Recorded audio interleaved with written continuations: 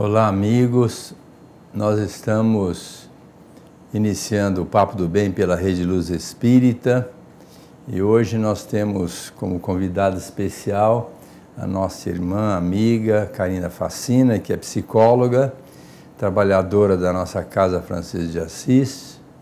E hoje nós vamos conversar um pouco sobre a educação, que, segundo a colocação dela, é a razão da nossa existência. Então, eu queria agradecer, Carina, a sua participação, estar aqui conosco, e já passo a palavra para você iniciar o nosso bate-papo. Legal. Eu agradeço, na verdade, o convite. É sempre muito bom, é uma honra, na verdade, estar aqui. É muito gostoso poder compartilhar e conversar um pouco sobre um tema tão relevante, principalmente nos dias de hoje, né? Então, eu agradeço muito o convite e a possibilidade de estar aqui. Carina, educação é hábito adquirido, né? Então nós precisamos dar uma modificada nos nossos hábitos para a gente facilitar a nossa vida, não é? Sim, sim. A educação, ela é muito importante e, como o senhor bem disse, né? São os hábitos que a gente vai adquirindo ao longo da vida. E aí o quanto que é importante a gente prestar atenção na forma como esses hábitos vão acontecendo, vão sendo construídos em nós, né? Então, a educação é a razão da nossa existência, como eu disse, porque eu acredito nisso e a própria espiritualidade, né, através do Allan Kardec, na codificação, ele traz o quanto que a educação ela é importante e o quanto que ela faz a transformação. Então, se nós precisamos desenvolver aqui uma reforma íntima, não tem como acontecer se não for através da educação. Você falou no Minuto de Luz, nós estávamos aqui assistindo, sobre a importância de você se conhecer, até para trabalhar isso, porque tem muita gente que diz assim, eu nasci assim, vou morrer assim, não é? E isso é um desastre, não é? Sim, sem dúvida. Essa história de que eu nasci assim, né, vou morrer assim, não, o pau que nasce torto, morre torto, eu não acredito nisso. Eu acredito sempre na possibilidade, na potencialidade das pessoas, porque todos temos potenciais. Quando chegamos à Terra, chegamos, né, com condições para construir, para reformar, para organizar a nossa história. Afinal de contas, ninguém está aqui a passeio. Então, estamos por aqui para aprender, para fazer a coisa acontecer de um jeito diferente. Então, a gente precisa realmente aprender a se olhar. E aí eu fico, quando falo em educação, até aproveitando que estamos em outubro, né, dia 15 é o dia que se comemora o Dia do Professor, a gente também precisa entender que a educação não vem do professor, né? A educação vem de todos nós. Então, é papel de todos nós olhar para a educação e acreditando e entendendo que tudo começa da gente. Então, primeiro eu preciso entender as minhas forças, o que acontece comigo, quais são as minhas dificuldades, para eu poder mudar, gerar transformação na minha vida. Porque é muito fácil, né, falar que o outro tem dificuldade X ou Y, mas e eu? Será que eu tenho prestado atenção na forma como eu me relaciono, na forma como eu impacto o ambiente, né, com a forma como eu falo com as pessoas, a forma como eu exijo, eu quero que as coisas aconteçam? Será que esse é o caminho? Será que eu realmente estou me educando?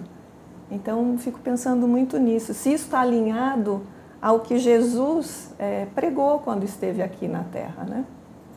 Carina, quando falo em educação, eu tenho sempre uma preocupação muito grande com isso, porque parece fácil você falar assim, eu me conheço e agora eu vou ser diferente.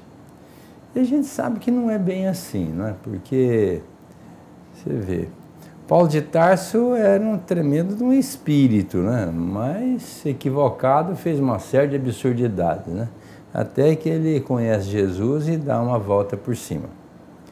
O Francisco de Assis era uma alma diferenciada, nós sabemos que ele é a reencarnação do João Evangelista. E até os 25 anos de idade ele só fez besteira. Fez uma série, queria ir para a guerra para matar os outros. Olha, como é que isso é difícil entrar na minha cabeça, né? Que uma alma diferenciada igual era o João Evangelista, ele volta, discípulo de Jesus, né? Volta com Francisco de Assis e até os 25 anos ele queria viver a vida, não é? Vamos dizer assim, como jovem, seresteiro, baladas, proporcionava tantas festas, e no final queria ir para a guerra para ser, vamos dizer assim, denotado, valorizado, o poder do guerreiro, né? Visando matar o outro. Até que então acontece tudo aquilo, que ele ficou com a malária e voltou e uma voz tocou o hino da sua alma, lógico que é um merecimento dele, e ele então volta e vai ser um fiel seguidor do Cristo. Então eu estou falando isso porque às vezes a pessoa até se dá conta que precisa mudar, mas não é tão fácil por conta dessas sombras do inconsciente. Você que é psicóloga pode falar um pouco para nós sobre isso. Sim, eu acredito que tem uma relação grande com a vontade, mas eu também acredito que tem aí uma própria rigidez do espírito, né? Então também penso que sejam espíritos que de alguma forma tragam alguma rigidez dessa vida, de outras vidas. Então eu penso que a própria história da pessoa nessa vida muitas vezes dificulta, dando para ela uma sensação de que tudo está contra ela, de que com ela não dá, a vida dela é extremamente difícil, mas como o senhor comentou, né, sempre vem alguma questão, algum ponto que nos mobiliza, a coisa ou vai pelo amor ou vai pela dor. Então não é fácil a transformação, não é simples. Eu acredito muito na ajuda, eu penso que a gente não tem como fazer a transformação sozinho. Então, tem pessoas que têm um pouco mais de facilidade, né, por conta da própria educação familiar, educação moral que recebeu, a própria forma como foi se desenvolvendo na vida, as oportunidades, mas muito mais do que isso, eu penso que a própria pessoa, ela, em algum momento, ela sente, né, que dentro dela um movimento que acaba gerando nela uma angústia de que tem alguma coisa fora do lugar. E aí, sem entender direito que coisa é essa, ela começa então a prestar atenção. Há pessoas que buscam ajuda, vão à casa espírita, procuram profissionais que podem ajudar, procuram pessoas, né, trabalhos fraternos, enfim, para conversar, para trocar. Tem pessoas que não fazem isso. E aí eu acredito ainda assim que essa pessoa, por mais que ela ainda tenha uma dificuldade maior que as outras, eu acredito que ela pode transformar, nem que seja no último dia da vida dela nesta encarnação. Ela pode gerar dentro dela algum ponto que vai ajudá-la para outra vida, né? Para um outro momento. Mas a transformação não é fácil e eu acredito na ajuda. A gente precisa deixar o orgulho de lado, a gente precisa pedir ajuda para a família, a gente precisa falar um pouco mais sobre as coisas que nos machucam, mas de um jeito cuidadoso, não é sair agindo de maneira machucando as pessoas, machucando a si mesmas, né? Mas, enfim, eu penso sempre nisso, na questão do momento, dessa energia, dessa força interna que acaba dando essa sensação na pessoa de que algo está fora do lugar e a importância de pedir ajuda. Eu acredito que sem ajuda, sem o outro, sem o coletivo, né? Nós nascemos para viver coletivamente. Senão não faria sentido estarmos aqui com tanta gente, né? O que é personalidade? A gente nasce com um temperamento. São 4 temperamentos bem definidos por Hipócrates, em tempos idos, né? Então a gente nasce com uma bagagem espiritual, vamos dizer assim. Aí você agrega o meio, o fruto do meio. Isso é vamos dizer assim, o que vai agregar ao nosso temperamento, que é o caráter. E a somatória do temperamento, mas o caráter vai dar a nossa personalidade. Então a neurociência mostrou que o período mais importante para a nossa formação é 1 ano e 9 meses de vida. 9 meses vida intrauterina e 1 ano depois. Então veja que como é importante a gente dar esse respaldo ter essa noção de educação para cuidar dos nossos filhos, para que eles possam ser tratados com muito amor, com muito carinho, porque isso já dá um embasamento muito grande para o filho. Aquele filho que é marginalizado, que é maltratado, que é abandonado, que é estigmatizado, às vezes a pessoa, esse moleque não vai virar nada. Quer dizer, isso é um desastre na educação da pessoa. Então, vamos imaginar que, além da bagagem que nós trazemos, é muito importante essa família, esses pais que vão, desde a gravidez, tratar aquele espírito com carinho, que está escutando a nossa voz. Tanto é que agora nós vamos começar um curso na nossa casa, evangelização intraútero. Quer dizer, exatamente valorizando esse lado da gestação, né? Aquele período em que o espírito está ali e diz, ele não está escutando nada, não sabe. Está escutando tudo, está sabendo de tudo. Se fizer uma regressão de memória, vai até colocar o diálogo entre os pais em relação à sua vinda.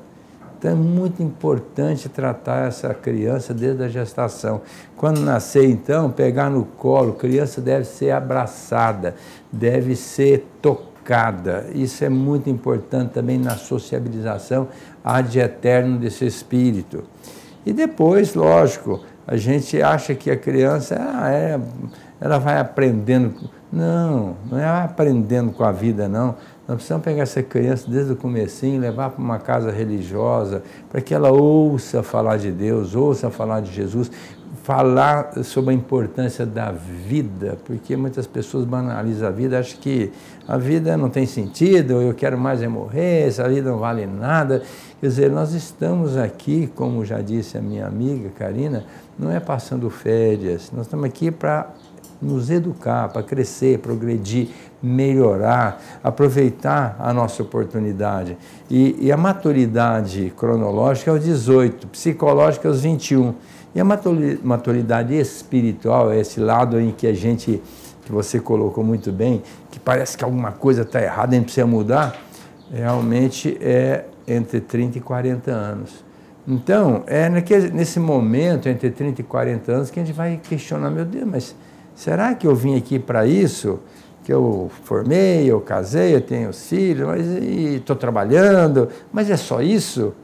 Aí é que nós vamos acordar para a importância da nossa transformação moral. Aquilo que a gente vai fazer uma reflexão e perceber, meu Deus, quantas absurdidades eu me permiti no passado, como o próprio Francisco de Assis, que depois entendeu que a proposta dele era Jesus, o Paulo de Tarso, que também forçosamente, ao divisar o Cristo no caminho de Damasco, também entendeu que era o Cristo. Então, no fundo, às vezes a pessoa vai fazer uma terapia, lógico, como a Karina mesmo colocou, procurar os profissionais, mas será que essa terapia está sendo colocada de uma maneira correta? O importante é você primeiro se conhecer, o que eu sou, quem eu sou, o que eu estou fazendo aqui, qual é o meu fanal. Abençoada doutrina espírita que explica tudo, o porquê da gente estar aqui, de onde nós viemos, para onde nós estamos programados para ir e o que nós temos que fazer. Karina, como é importante a gente conhecer para nos libertar dessas mazelas, não é? Sim, e o senhor está tocando um ponto tão rico, né? O próprio livro dos Espíritos traz a questão da educação e da instrução. É muito perceptível a gente, na sociedade, de um modo geral, nós pais, a gente tem uma preocupação muito grande em instruir os nossos filhos, em instruir as pessoas, em proporcionar para essas crianças, para os adolescentes, informação. Então tem que ir para a escola, tem que aprender matemática, português, tem que aprender isso ou aquilo para ter um bom emprego, para conseguir uma carreira, isso eu estou falando daqueles que ainda têm uma condição diferenciada, né? Se a gente olhar para o mundo de um modo geral, tem muitas pessoas que têm muita dificuldade, inclusive, de chegar até a escola. Mas o próprio livro dos Espíritos vai falar que a instrução, a parte intelectual, de informação, de habilidade, de desenvolvimento de potencialidade é importante. Mas que existe a parte da educação que ali, quando a gente olha, a educação ela está envolvendo muito mais, né? Então, assim, tem a questão afetiva, emocional, tem a questão do próprio valor, né? Da ética, do valor moral. Então, como o senhor bem disse, então, a família, ela precisa ter consciência. Eu costumo dizer que para um casal ficar grávidos, né, para eles terem filhos, eles precisam estar bem enquanto casal, porque quem segura o casal não é o filho. É o casal que segura o filho no sentido de que se o casal, se o pai e a mãe não tiver o entendimento dessa importância, do papel da educação moral, que é muito superior à intelectual, veja, a intelectual ela é fundamental, mas a moral ela é fundamental. Se eu não tenho isso como pai, como mãe, claro dentro de mim, se eu não busco isso para mim, como é que eu vou fazer isso, contribuir para o desenvolvimento dos meus filhos? Lembrando que se o pai e a mãe vêm como pai e mãe daquela criatura, né, aquela missão me foi colocada e foi confiada a mim. Então eu preciso cumprir aquela missão que é de educar, de instruir. Então eu só consigo educar o outro se eu dou amor, se eu dou afeto, carinho, como o senhor falou, né, do colo, aprender a olhar para o outro como ele é, entendendo que eu preciso instruí-lo, colocar algumas regras, estabelecer limites, mas tudo isso precisa ser feito de uma maneira muito cuidadosa, muito afetiva, muito amorosa, para que essas crianças, futuros adultos, né, que fisicamente, porque muitas vezes os filhos são muito mais velhos, né, espíritos mais evoluídos do que nós ou não, mas a questão é que a gente precisa aprender a fazer as coisas com mais amor. E aí não adianta eu querer dar pitaco, né, na educação do outro se eu não faço isso comigo mesmo. E aí tem um outro ponto que é fundamental. Às vezes a gente acha que é falando que eu educo, é falando que eu gero instrução.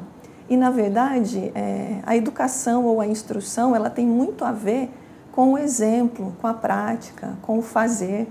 Então, a gente aprende vendo, a gente aprende fazendo. Então, enquanto pais, enquanto professores, enquanto mediadores, enquanto médicos, psicólogos, frentista de posto de gasolina, não importa a profissão, não importa o que a gente faz na vida funcional, né, como profissão. A gente sempre tem a oportunidade de contribuir para a formação do outro.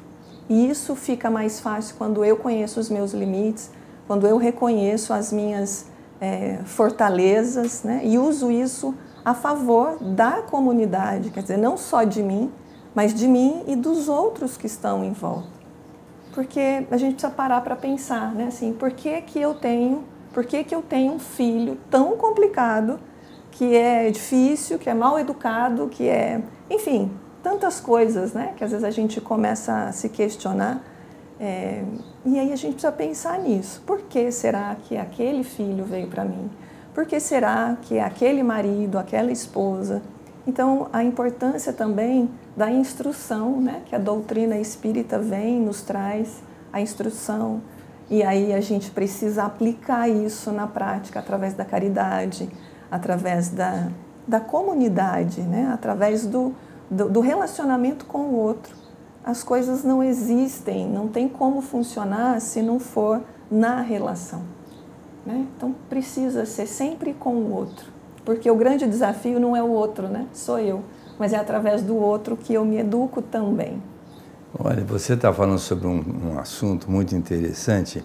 Quando a Madre Teresa de Calcutá, lá na Índia, se dedicava a cuidar das pessoas sofridas, num determinado dia ela pega uma criatura que estava numa latrina, num latão de lixo, porque na Índia é assim, quando a pessoa não tem mais condição de se libertar em termos de saúde orgânica, eles são abandonados, literalmente vão ser colocados na lata de lixo e ali já vai para a cremação e para eles isso tudo é normal.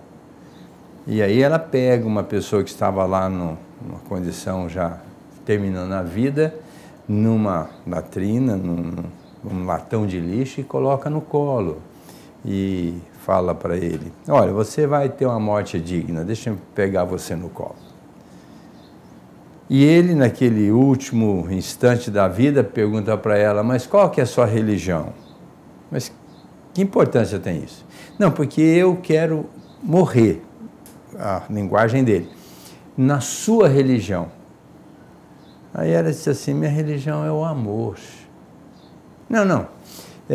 Aqui na Índia tem muitos deuses e muitas seitas. Eu quero saber qual que é o seu Deus, para eu morrer professando o seu Deus. Era assim, meu Deus é você. Olha, dá para a gente chegar à conclusão de que a religião verdadeira mesmo é o amor. É o que o Cristo fez, amou a todo mundo incondicionalmente, e quando ela disse, meu Deus é você, o único jeito da gente vincular com Deus é através do nosso próximo. Ela já sabia disso. É o amor dado ao próximo vinculando a Deus. Então, quer dizer, meu Deus é você. Se eu tratá-lo com esse amor, com esse carinho, eu estou muito bem na situação espiritual. Mas se eu não cuidar de você com amor, como é que eu posso falar que amo Deus? Porque é muito fácil. A Ellen Van Baar, uma psicóloga americana, ela fazendo regressão de memórias com 750 pacientes, à época ele publicou esse livro, lógico que ela regrediu milhares, né? Mas foi em 1969, ela publicou esse livro, e nesse livro, analisando 750 pacientes, fazendo regressão de memória, ela perguntou para eles se eles tinham participado da reencarnação, do programa. Ela chegou à conclusão que havia reencarnação pela regressão. Então, perguntou para eles se eles tinham participado do programa da reencarnação. E, para surpresa dela, 81% dos pacientes disseram que sim. 19%, eu não sei, não lembro. Aí ela faz uma única pergunta para esses 81%. Qual a primazia do programa? Já que vocês participaram, qual que foi a coisa mais importante que vocês colocaram dentro do programa reencarnatório? E, para surpresa dela, 90% deles, desses 81% que ela submeteu à pergunta, 90% disseram a mesma coisa. Nós programamos aprender a relacionar. Então, o que nós estamos fazendo aqui? Aprendendo a relacionar. Com o periquito, com o papagaio, com o cachorro, com a planta, com o nosso semelhante, com a espiritualidade superior.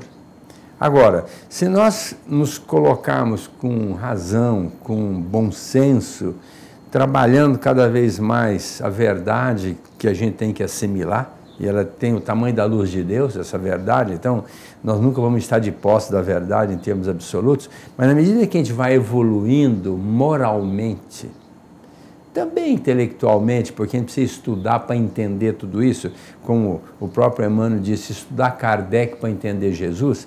Então, estudando a doutrina espírita, nós vamos nos aparatando, nós vamos nos dando conta de tantas verdades que vão fazendo com que nós percebamos o valor da vida e o quanto nós temos que nos transformar.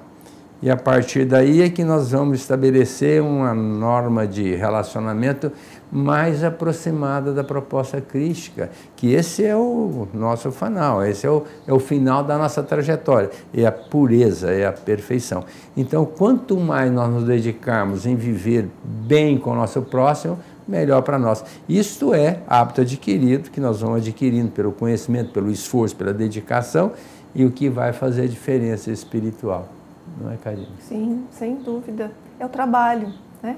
Então, nada vem fácil. A gente precisa ter a vontade e a gente precisa trabalhar, arregaçar as mangas, pôr a mão na massa. Não é fácil pensar, não é fácil mudar, não é fácil entender, aceitar, né? Existe uma negação muito grande que a gente tem. Às vezes a gente não caminha para frente porque a gente nega muitas coisas. Como que isso pode acontecer comigo? Mas como assim? Isso acontece com o vizinho, com o outro, comigo não. Então, essa questão da negação também é um ponto crítico, né? Que a gente precisa também olhar e perceber. É bonito isso que o senhor comentou da Madre Teresa de Calcutá, né? O quanto que a gente realmente precisa olhar e acolher. Eu penso que a gente está vivendo um momento do planeta onde o acolhimento ele foi embora. É difícil a gente perceber pessoas se acolhendo, mas acolhendo não é só acolher da chuva, acolher, dar um prato de comida, não é só isso. mas é o acolhimento fraterno, humano, o amor, né? Então, a gente precisa aprender a acolher mais as nossas dores, as nossas dificuldades, para que eu consiga acolher a do outro também. Porque sempre é um exemplo. Se eu não tenho, né, ainda voltando na questão da educação de filhos, se eu sou uma pessoa que não recebi colo, atenção, carinho, educação moral, é exatamente isso que eu vou passar para os meus filhos, para as outras gerações. Então, a importância da gente se instruir de novo, né? E a questão do acolhimento, eu acho que é importantíssimo isso, que foi o que Jesus fez com todos, independente da situação, da condição. Jesus sempre acolheu todos da mesma forma, respeitando, né, as dificuldades, as fragilidades de cada um, dando também um puxãozinho de orelha, que ele sabia fazer muito bem, com muita delicadeza, mas fazendo, porque também não é só sobre dar tapinha nas costas e dizer que está tudo bem. Educar também implica em ajudar o outro a pensar. E às vezes a gente precisa mostrar um outro caminho que não é tão agradável assim para a pessoa que está ouvindo, mas que é necessário que ela ouça. E Jesus fazia muito isso, né? Então, ele acolhia, mas ele também dava uma chacoalhada, né? Olha, eu quero te agradecer muito, Karina. Foi muito bom você estar aqui conosco falando sobre educação. E o tempo nos cobra, nós temos que encerrar o nosso programa. E eu quero agradecer mais uma vez a sua vinda aqui, estando conosco. E convidando vocês para estarem conosco na semana que vem com o novo Papo do Bem pela Rede Luz Espírita. Um grande abraço a todos.